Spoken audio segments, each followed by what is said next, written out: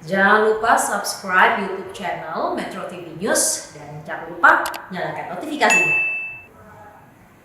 Pemirsa, Komisi 3 DPR meminta Kementerian Hukum dan HAM menyelidiki insiden kaburnya buronan Interpol WNA asal Rusia yang terjadi di Denpasar, Bali. Sementara itu pihak imigrasi Ngurah Rai memastikan akan menindak petugasnya yang lalai dan memperketat pengawasan terutama standarisasi pengamanan di kantor imigrasi. Inilah Andrew Ayer alias Andrei Kovalenka dan teman wanitanya warga negara Rusia, buronan Interpol yang berhasil kabur sebelum sempat dideportasi ke negaranya pada Kamis lalu.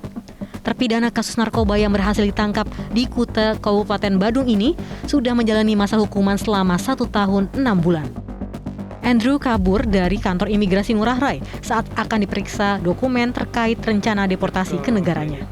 Seorang wanita rekannya, Ekaterina, diduga ikut membantu kaburnya Andrew saat membesuk di kantor imigrasi. Atas insiden ini, pihak imigrasi telah memeriksa sejumlah petugas apakah ada unsur kesengajaan atau kelalaian atas kaburnya buronan Interpol asal Rusia ini. Sudah pasti sanksi tegas akan diberikan kepada petugas yang memang lalai dalam proses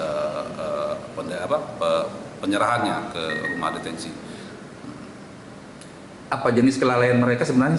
Apa yang kemarin petugas kita, Pak? Sekarang masih tahap pemeriksaan oleh pihak kantor wilayah. Lagi dilakukan pendalaman di mana kelalaian yang dilakukan oleh petugas kami kemarin. Anggota Komisi 3 DPR Arsul Sani menyayangkan kelalaian petugas Ditjen Imigrasi Kementerian Hukum dan HAM terkait kaburnya warga negara asing asal Rusia Andrew Ayer alias Andrei Kovalenka dari kantor imigrasi kelas 1 khusus TPI Ngurah Rai, Bali. Arsul menegaskan tak hanya penyelidikan internal imigrasi yang harus dilakukan, namun penyelidikan harus dengan melibatkan kepolisian guna mengetahui dugaan unsur kesengajaan atau murni kelalaian. Itulah yang menurut saya kan harus diselidiki. Kita tidak bisa juga langsung mengambil kesimpulan ya, di mana sebetulnya letak kelalaian. Atau bahkan mungkin yang dari penyelidikan ini bukan kelalaian. Ada unsur kesengajaan kan bisa saja, tetapi kan kita tidak bisa langsung mengambil kesimpulan tanpa didahului dengan sebuah penyelidikan.